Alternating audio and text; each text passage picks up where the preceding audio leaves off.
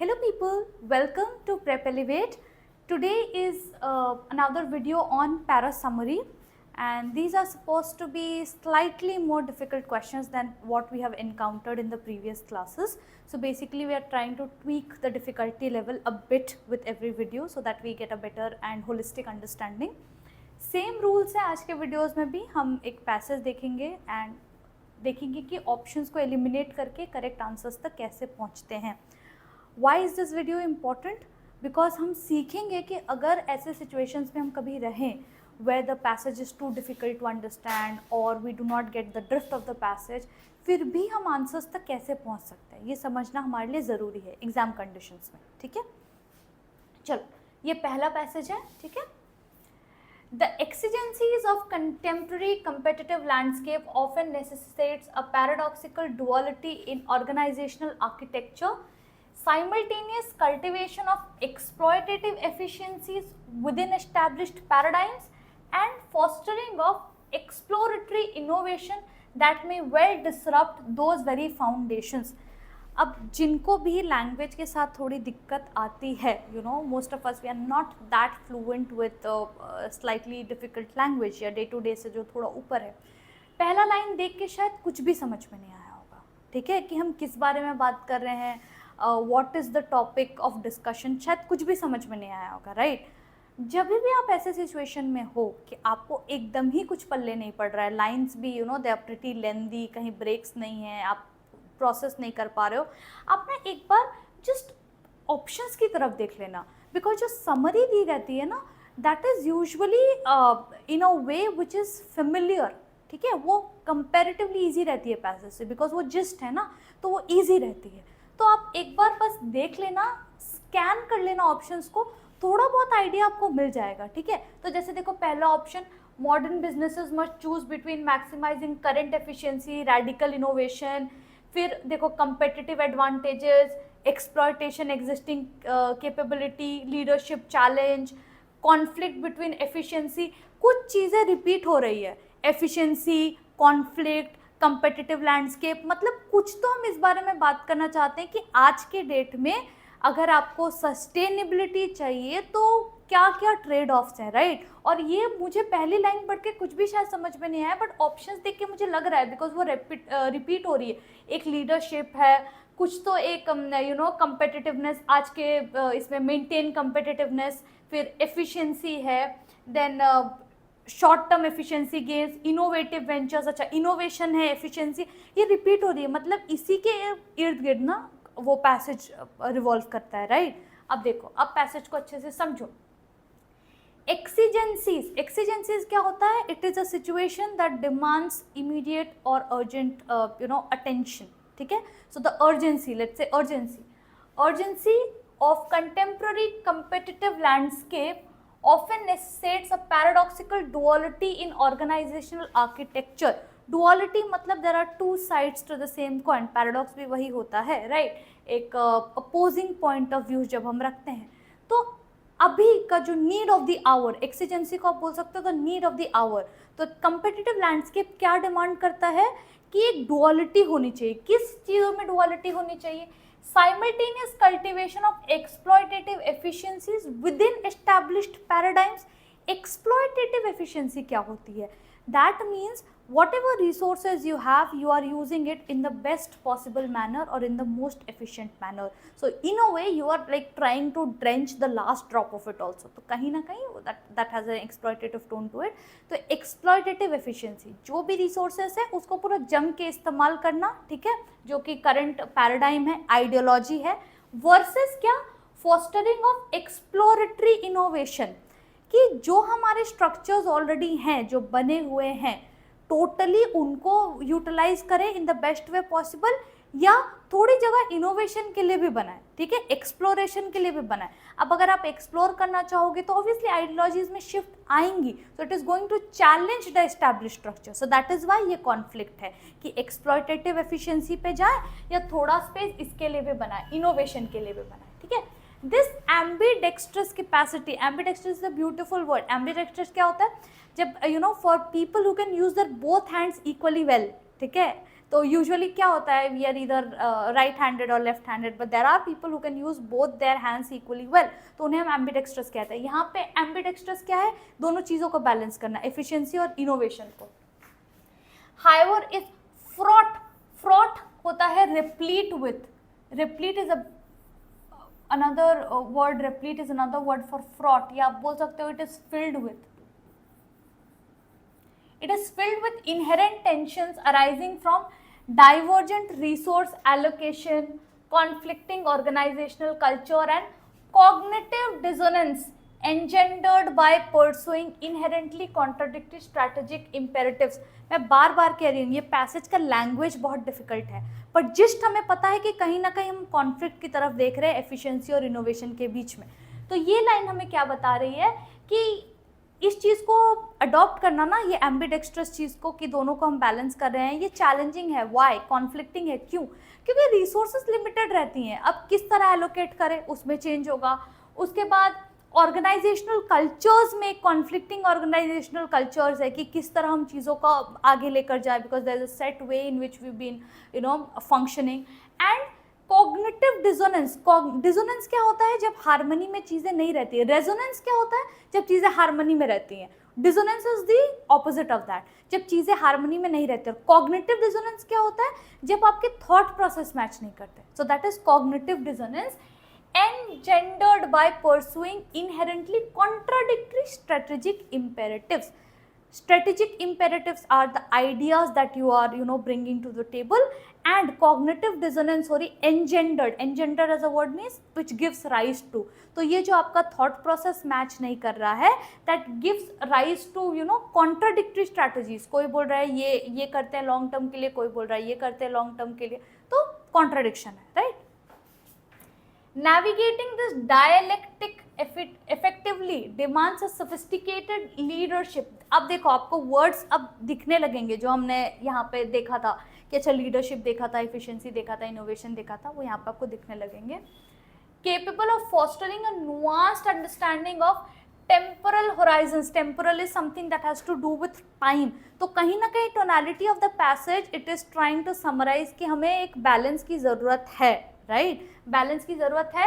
And navigating this dialectic, dialectic क्या होता है, dialect it's a way of doing question and answer to come to a solution.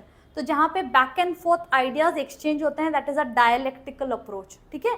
तो इसके लिए हमें एक we need to have discussions and we need a sophisticated leadership who is able to bring both of these contradicting ideas to the same place, ठीक है। तो nuanced understanding of temporal horizons is, temporal is temporary या something that has to do with the present time, कि अभी की ज़रूरत हमें क्या है। तो जिसमें स्ट्रक्चरल फ्लूइडिटी हो, सब कुछ एकदम सेट इन स्टोन नहीं हो कि जो है वैसे ही चलना है, कुछ चेंजेस नहीं हो।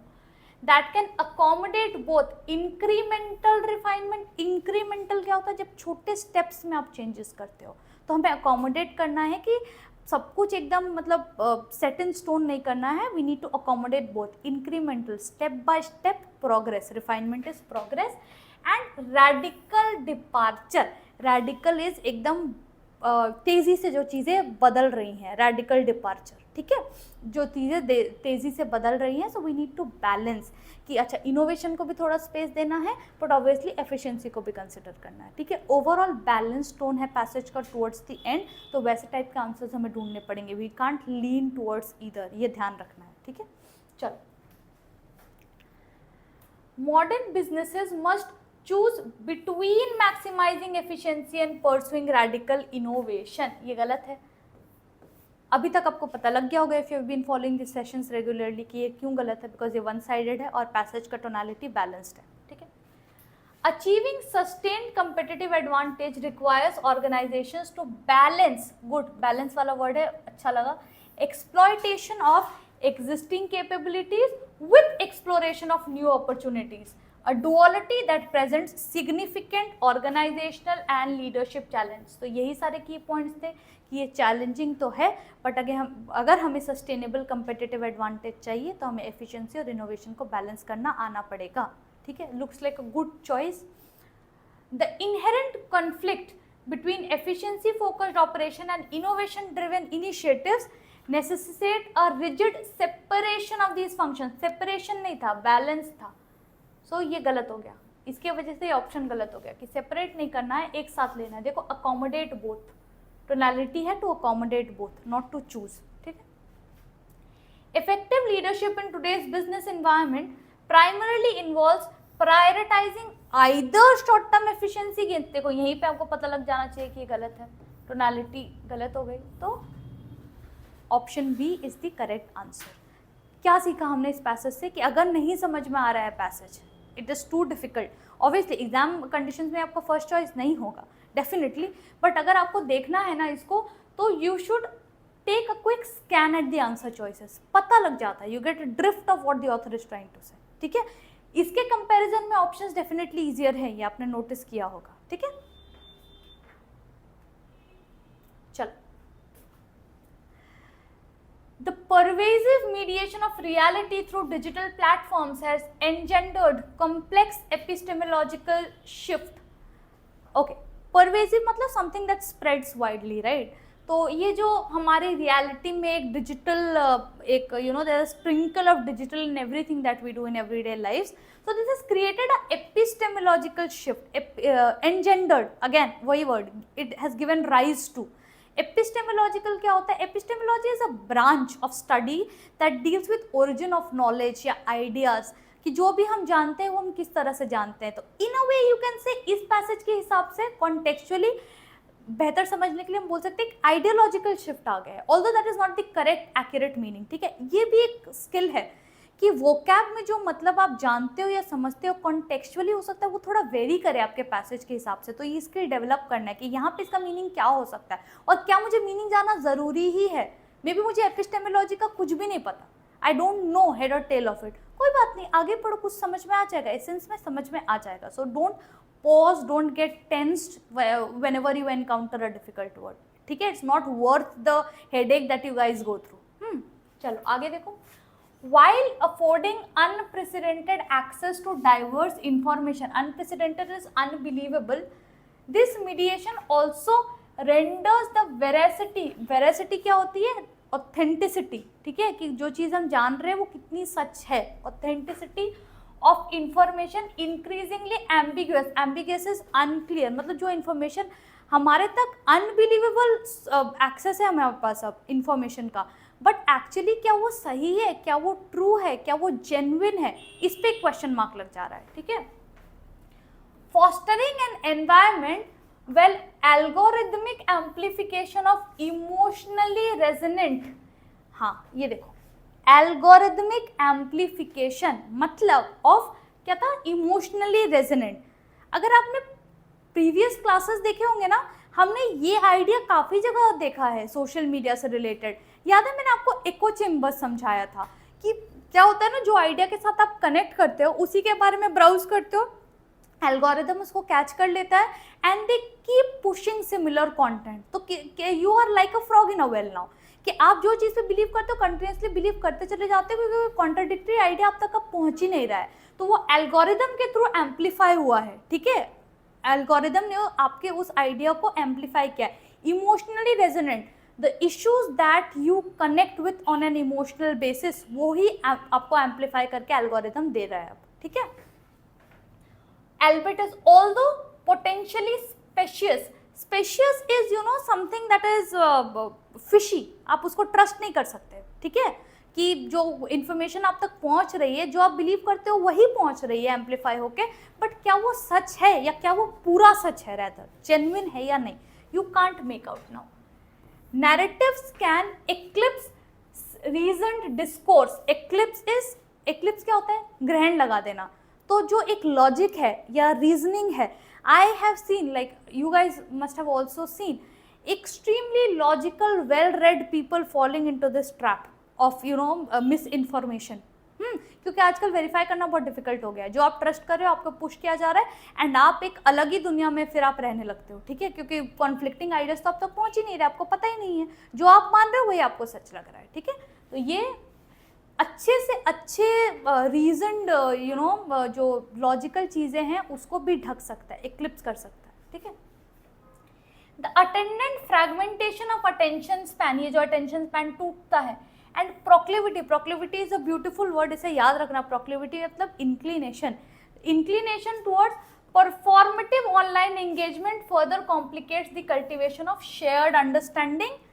तो परफॉर्मेटिव ऑनलाइन एंगेजमेंट क्या होती है, लेट्स से कोई इशू ट्रेंड कर रहा है, उसके कुछ अपने हैशटैग्स है, आपको उसका मतलब पता हो नहीं पता हो, आपने रीशेयर कर दिया उसको अपने पोस्ट पे, अपने वॉल पे, you keep like posting things which are socially relevant or trending or catchy or viral, but आपको एक्चुअली आप ना उसके साथ रिलेट करते हो ना उसको पूरा मतलब आपको अच्छे से पता है, so that is just a performance that you are putting out on your social media platforms for engagement, क्योंकि उस चीज़ को ट्रैक्शन मिल रहा है तो आपको भी मिलेगा, ठीक है, तो that's a performance in a वे, ठीक है।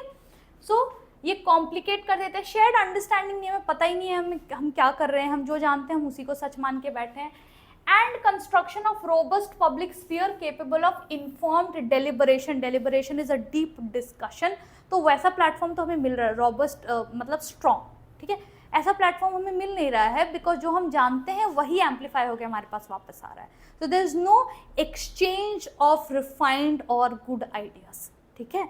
सो बेसिकली अब देखो पहले वाले पैसेज में ना towards the and tone balance की तरफ चला गया था, ठीक है, बट यहाँ पे शुरू से ही हमने सिर्फ नेगेटिव पॉइंट्स पे फोकस किया है, पॉजिटिव पॉइंट्स एक लाइन में बस था कि हमारा इंफॉर्मेशन एक्सेस बहुत बढ़ गया है, but majorly it has a negative connotation, तो हम ऐसे ऑप्शन को ढूंढेंगे जहाँ पे नेगेटिव पॉइंट्स को स्ट्रेस आउट अच्छे से किया गया है, ये डिफरेंस हमें समझना जरूरी है, ठीक है।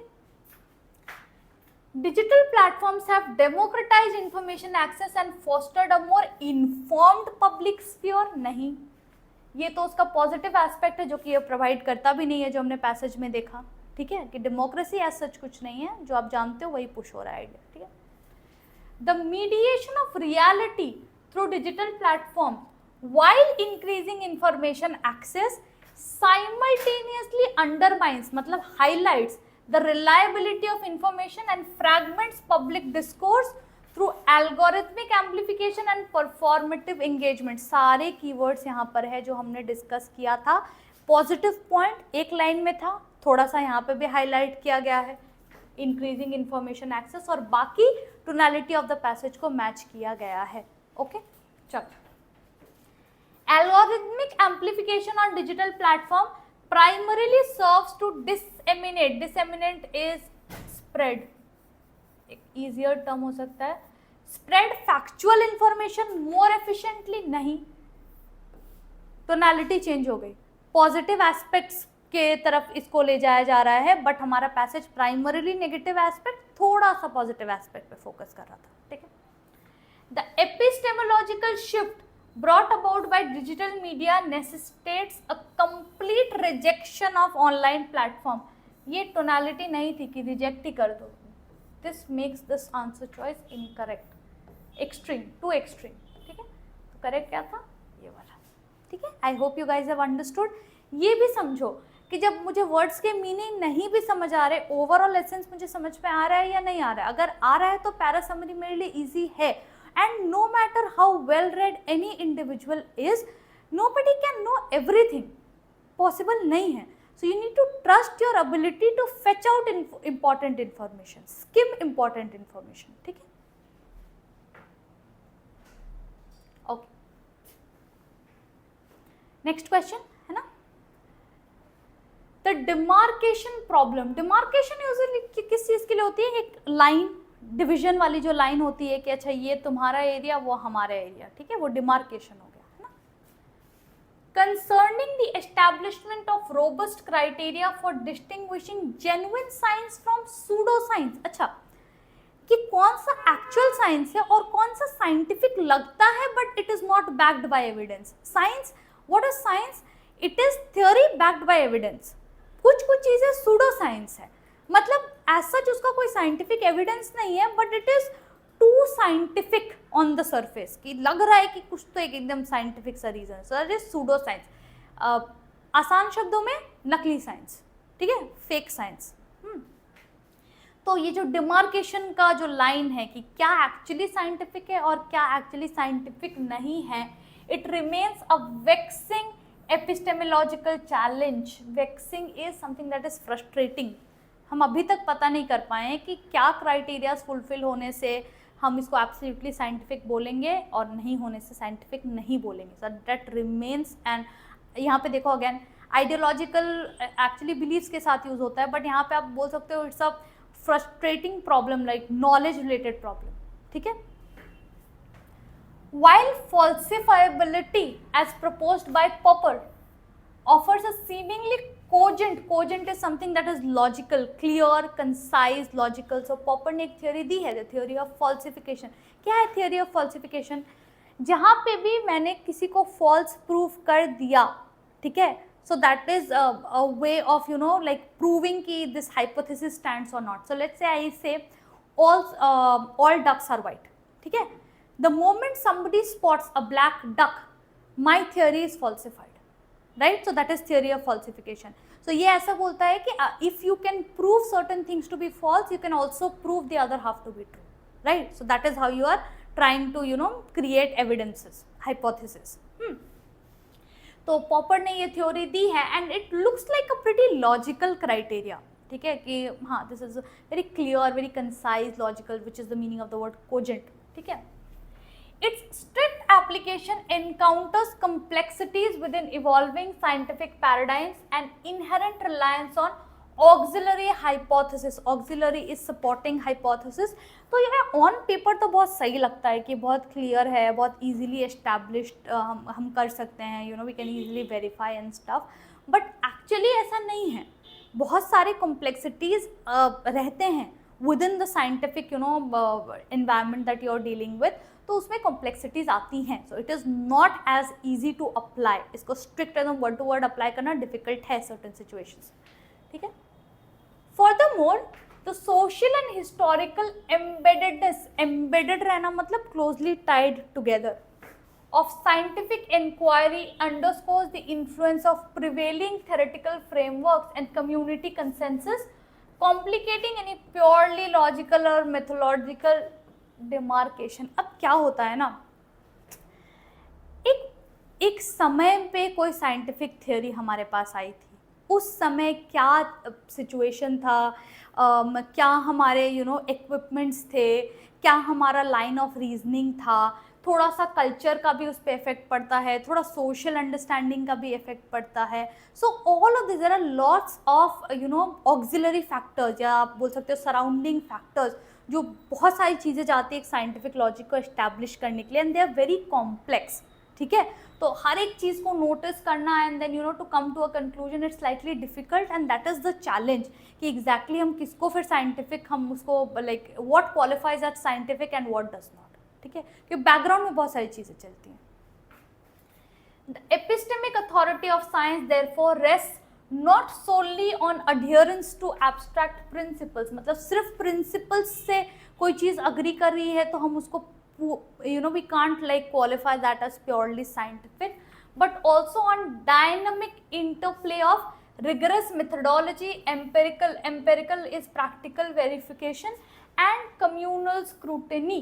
So देखो towards the end now passage has taken a very balanced approach, as in कि साइंस को सिर्फ आप अपने रूल्स, रेगुलेशंस एंड फ्रेमवर्क से इस्टेब्लिश नहीं कर सकते, और भी सपोर्टिंग फैक्टर्स को कंसिडर आपको करना है फॉर अ बेटर अंडरस्टैंडिंग. क्या है वो, कि क्या मेथड्स यूज हुए थे उसको इस्टेब्लिश करने के लिए, प्रैक्टिकली वेरीफाई कर सकते हैं कि नहीं, communal scrutiny as an group of people should be able to investigate and come to the same conclusion. ऐसा नहीं कि आपने एक्सपेरिमेंट किया और वो रिजल्ट आ गया, बाकी लोग करे तो नहीं आ रहा, then that is not scientific, that is not consistent, ठीक है.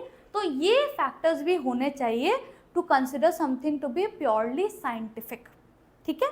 तो हमें क्या ढूंढना है, हमें एक ऐसा ऑप्शन ढूंढना है जो हमें साइंस को डिफाइन करे not through framework but through other supporting जो हमने फैक्टर्स अभी देखे, ऐसा टाइप का कुछ ऑप्शन हमें ढूंढना है, ठीक है. चलो, Popper's concept of falsifiability definitively solves the demarcation problem. पहले लाइन में लिखा था कि सॉल्व नहीं कर पा रहा है because the process on paper is too cogent, logical, but actual life में it is very complex. तो सॉल्व कर पा रहा है डिमार्केशन प्रॉब्लम नहीं. Definitively मतलब पक्का से सॉल्व कर दे रहा है, नहीं कर रहा है ना। The demarcation problem highlights the fundamental impossibility of definitively distinguishing science from pseudoscience due to subjective nature of scientific inquiry and ever changing nature of scientific knowledge। अब देखो कुछ हद तक तो सही जा रहा है ये option, it is not completely incorrect, but कुछ चीजें हैं ना जो हमें पैसेज से डायरेक्ट वेरिफिकेशन उसका नहीं मिल पा रहा है, जैसे ever changing nature of scientific knowledge, ये एग्जैक्टली किस चीज को दर्शा रहा है, इसके बारे में कुछ लिखा था क्या एग्जैक्टली पैसेज में। सो ये थोड़ा सा डाइसी आंसर चॉइस फिलहाल के लिए तो लग रहा है, although it looks like it proceeds in the correct direction. देखते हैं if there is something better comparative analysis से तो हम इसको रिजेक्ट करेंगे, ठीक है, ये ऑन होल्ड जाए। While falsifiability is a significant criterion, the demarcation of science from pseudoscience is complicated by evolution of scientific paradigms, reliance on auxiliary hypothesis, keywords मिल रहे हैं जो exactly लिखा था, and socio-historical context, yes, of scientific inquiry, suggesting that scientific authority rests on multiple factors। A beautifully constructed answer choice। अब आपको समझ में आ गया होगा बी और सी में अंतर क्या है। C is a lot more precise, punches in the essence and also borrows the keywords which make it a very good answer choice, a valid answer choice for us। ठीक है, C को पढ़ के आप B को reject कर सकते हो आंख बंद करके, because C is that correct, it's absolutely on point। ठीक है, the epistemic authority of science is solely based on the rigorous application of scientific method। ऐसा है क्या, solely based नहीं है, यही बताया गया था कि सिर्फ मेथड्स पे बेस्ड जो चीज़ें हम सिर्फ उसको साइंटिफिक नहीं कह सकते, है ना, तो ये तो रिजेक्ट हो ही गया। तो answer C stands as the correct answer choice. ठीक है, I hope you have understood. चलो नेक्स्ट। ओके, ये थोड़ा ब्रीदर सा लग रहा है, थोड़ा छोटा है मेरे लिए भी। It's always good to look at questions जो थोड़े ब्रीफ हैं, ठीक है, मुझे भी ब्रीदर मिलता है बोलते बोलते फिर। ओके चलो। The prevailing pedagogical emphasis on standardised assessment often inadvertently, मतलब अनइंटेंशनली क्या करता है वो, fosters a culture of extrinsic motivation. अच्छा, अभी का जो हमारा सिलेबस है या लेट्स से असेसमेंट सिस्टम है, जो पेडागोजी है, वो किस चीज़ पे ज़्यादा फोकस करता है, एक्सट्रिंसिक, मतलब बाहर से जो मोटिवेशन आता है कि आप कुछ you fetch certain marks and you are a hero. ठीक है, prioritising performative metrics over cultivation of intrinsic intellectual curiosity and deep conceptual understanding. अच्छा, ये इस लाइन पे जा रहा है। ओके, तो आज का जो हमारा असेसमेंट सिस्टम है या पेडागोजी है जो हमारा, वो किस चीज़ पे ज़्यादा फोकस करता है, मतलब बाहर से जो आपको मोटिवेशन मिल रहा है, as in you are performing well, या सर्टेन मेट्रिक्स है, पैरामीटर्स है, इस पे आप स्टैंड कर रहे हो, so you are doing fantastic, rather than focusing on helping students get that understanding। तो वो एक अंडरस्टैंडिंग है, इंटेलेक्चुअल क्यूरियोसिटी, कि हर चीज़ में सिर्फ मार्क्स, परफॉर्मेंस, एंट्रेंस क्लियर, ये सब चीज़ों के बारे में नहीं सोच के, if I am studying something I should be interested, तो वो जो क्यूरियोसिटी, इंटेलेक्चुअल क्यूरियोसिटी है या कनेक्ट विद द सब्जेक्ट है, वो नहीं देखने को मिल रहा है। ठीक है, this instrumentalist approach of learning driven by exigencies of quantifiable evaluation, ठीक है, कि जो भी चीज़ है वो मार्क्स के थ्रू हमने उसको तोल दिया हर चीज़ को, कि इतने मार्क्स आ रहे हैं, this person knows his stuff well, इसको इतने मार्क्स नहीं आ रहे, ही और शी डज नॉट क्वालिफाई। तो ये जो पूरा प्रोसेस है, this is little difficult. It can stifle, मतलब it can suffocate the very intellectual exploration and critical thinking skills that are ostensibly the ultimate goals of education। किस तरह से education को हम promote करते हैं, what are the pillars of education, कि हमें students को we need to transform them into individuals who are deep thinkers, ठीक है, not rote learners, ये है ना। and ostensibly मतलब like जो चीज़ को हम डंके की चोट पे बताते हैं, बट एक्चुअली वो ऐसा होता नहीं है। सो पर से जिसे हम बोलते हैं, सो स्किल्स दैट आर प्रिज्यूमेबली, ठीक है, presumably the ultimate goals of education, कि हमें एक्सप्लोरेशन स्किल्स बच्चों में डेवलप करनी है, एंड क्या था, क्रिटिकल थिंकिंग हमें डेवलप करनी है। तो ऐसा सेल किया जाता है एजुकेशन को कि गोल्स ऑफ एजुकेशन वो है, बट एक्चुअली क्या हो रहा है, हम rote learning, memorisation, gaining marks, gaining certain कि इतने पैरामीटर्स पे क्वालिफाई करो, ये चीज़ों पे हमारा फोकस जा रहा है, एक्सट्रिंसिक मोटिवेशन पे रादर देन इंट्रिंसिक डेवलपमेंट, ठीक है। एंड स्ट्रेटेजिस्ट टेस्ट टेकिंग पे फोकस है, undermines the development of autonomous learners capable of engaging with knowledge in a meaningful and enduring manner. ये तो हमने डिस्कस कर लिया कि इसके वजह से क्या हो रहा है कि वो कनेक्ट नहीं है, is no connect, it's just about पढ़ लो, मार्क्स ले आओ, क्वालिफाई कर जाओ, आगे बढ़ जाओ, ऑल ऑफ दिस, ठीक है। A very very let's say यूनिडिमेंशनल understanding I would say, ठीक है, मल्टी फैसेटेड नहीं हो पा रहे हैं। चलो देखते हैं ऑप्शंस क्या है।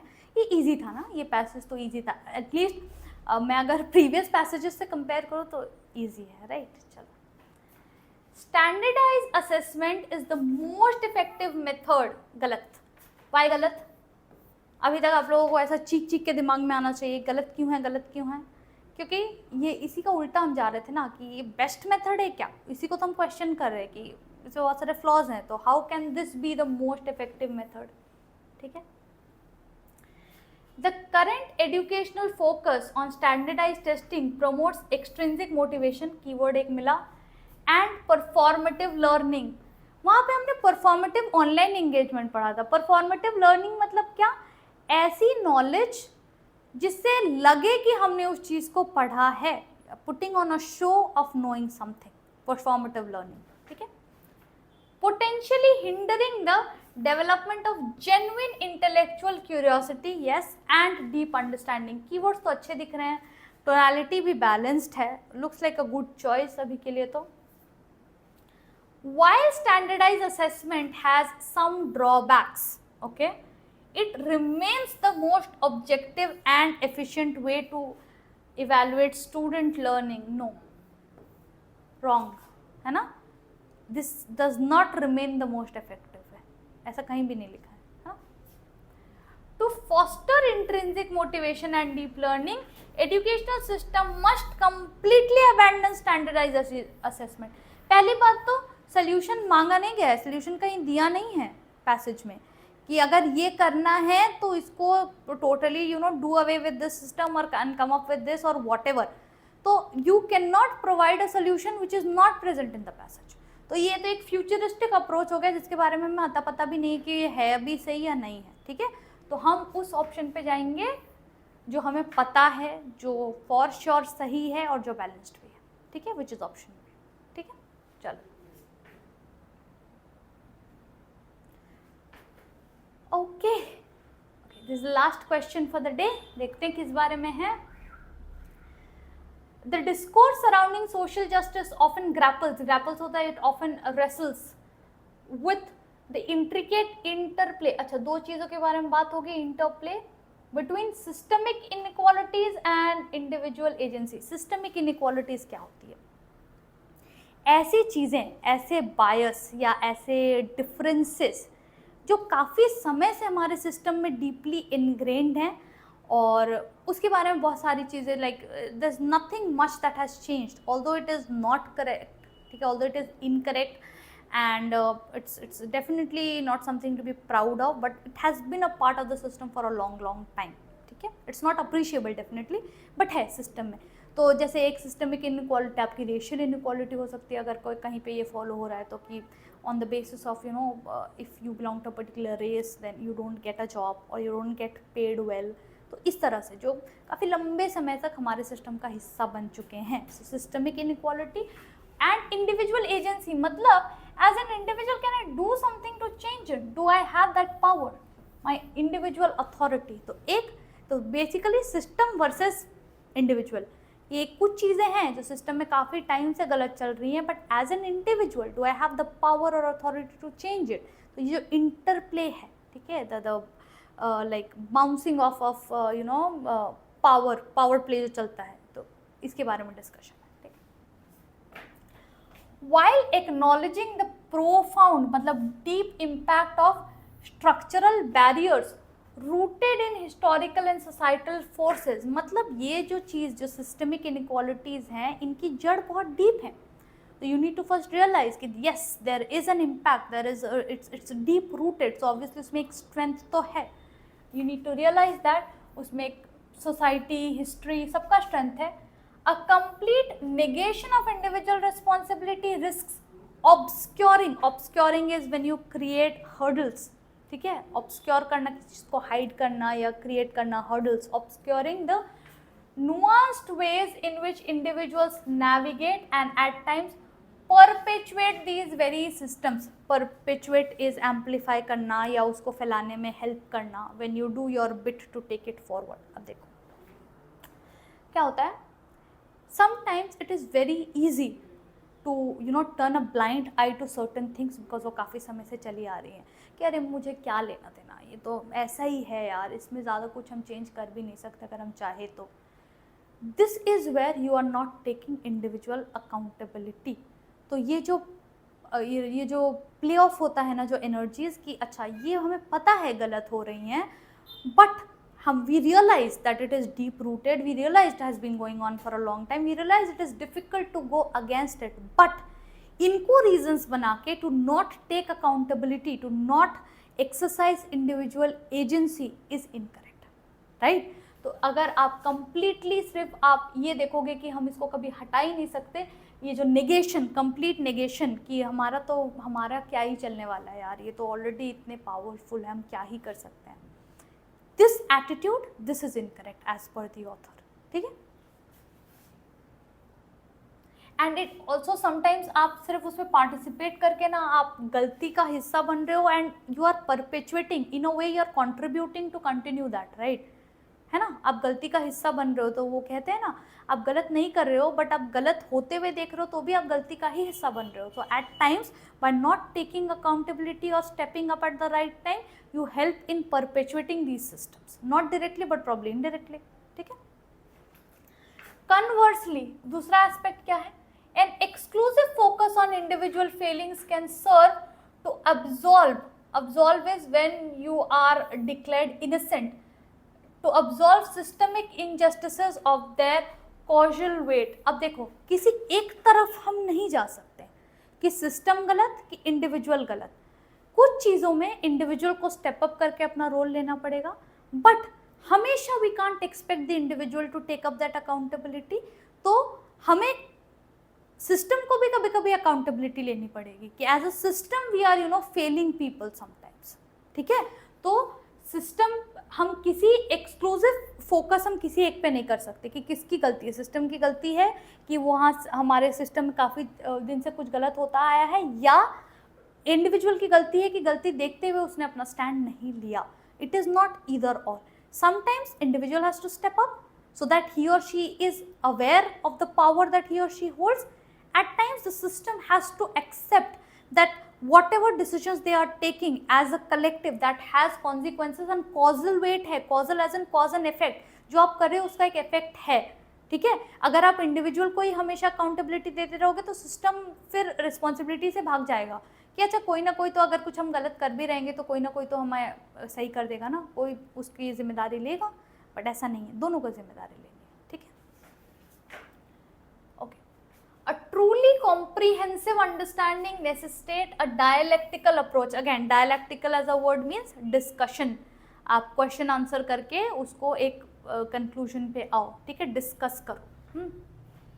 which recognizes both enabling and constraining। enable करना है किसी चीज़ को आप आगे बढ़ाने में हेल्प करते हो, constrain करना है just pull back, you restrict।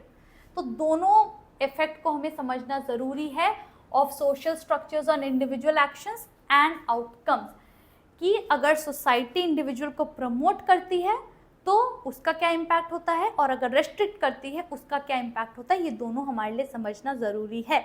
Again tonality में बैलेंस आ गया है अब, ठीक है। We started with discussing the interplay between systemic injustice and individual agency. Then we discussed how we cannot hold just one of them responsible for whatever injustice is happening, and then we concluded that we need to recognize the enabling and constraining power of society on individuals. ठीक है, balanced approach पे खत्म हो रहा है. देखते हैं. Social justice discourse should primarily focus on dismantling systemic inequalities. क्या सिर्फ ये सोशल जस्टिस मतलब सिर्फ सोसाइटी का फोकस है, इंडिविजुअल का इसमें कोई लेना देना नहीं है? गलत है ना, दोनों के तरफ जा रहे थे, तो ये गलत हो गया. ठीक है. Understanding social justice requires acknowledging the complex interaction, मतलब वो जो इंटरप्ले जो वर्ड था, between systemic inequalities and individual agency, avoiding the extremes of solely blaming either societal structures or individual failings. Good, balance है, टोनैलिटी मैच हो रही है कि किसी एक को ब्लेम नहीं करना है, और जो इंट्रिकेट इंटरप्ले है, इनके बीच का जो इंटरैक्शन है वो हमें समझना है. ठीक है. Emphasizing individual responsibility is the most effective way to address social injustice. गलत. Now you know why this is गलत. ये क्यों गलत है आपको पता है, because it is shifting the blame to one party, जो कि टोनैलिटी नहीं थी पैसेज की. अभी तक हमने जितने भी पैसेजेस डिस्कस किए हैं सब में बैलेंस का टोनैलिटी है, except that one social media passage जो आज हमने किया, जो नेगेटिव्स पे ज़्यादा फोकस कर रहा था. ठीक है. तो ये tonality I hope you have understood now. ठीक है, कि हम पैसेज को देख के किस तरह से उसके टोनैलिटी को मैच करवाते हैं आंसर्स पे आने के लिए, ये ज़रूरी है. The debate between systemic inequality and individual agency is ultimately unproductive. ये कहाँ से आ गया, कहाँ लिखा था कि इसका कोई मतलब ही नहीं है कि डिस्कस करते रहो पर कुछ नहीं निकलेगा result. And a more effective approach to social justice would focus on pragmatic policy oriented solution. देखो ये ना आउट ऑफ स्कोप है. ये कहीं लिखा था क्या कि डिस्कस कुछ भी करते रहो बट रिजल्ट कोई नहीं आने वाला, बिकॉज अल्टीमेटली हमें we need to shift towards practical policy changes. मैं ये नहीं कह रही हूँ ये गलत है या सही है, मे बी सही है कि हमें पॉलिसी चेंजेस की ज़रूरत है, बट लिखा नहीं था ना पैसेज में, तो हम खुद से मार्क नहीं कर सकते, हम खुद से आउट ऑफ स्कोप नहीं जा सकते. That is option D is incorrect. Correct क्या है? Option B. ठीक है. तो we discuss slightly difficult questions. Next let's discuss actual CAT PYQs. अच्छा होल्ड बन गया अब हमारा पैरा समरी पे. अब हम एक्चुअल कैट क्वेश्चन डिस्कस करने के पोजीशन में हैं. So in the next few videos I try and cover let's say जो रिसेंट ईयर्स में कैट के पैरा समरी क्वेश्चंस है ना अक्रॉस द स्लॉट्स, हम उसको डिस्कस करेंगे. वहाँ देखते हैं कि जो अंडरस्टैंडिंग हमने डेवलप की है उनमें किस तरह से हेल्प कर रही है. ठीक है. So I hope you have understood, you have enjoyed the video. If you have any suggestions for me please feel free to drop it down in the comments. Thank you so much for tuning in and I'll see you in the next one.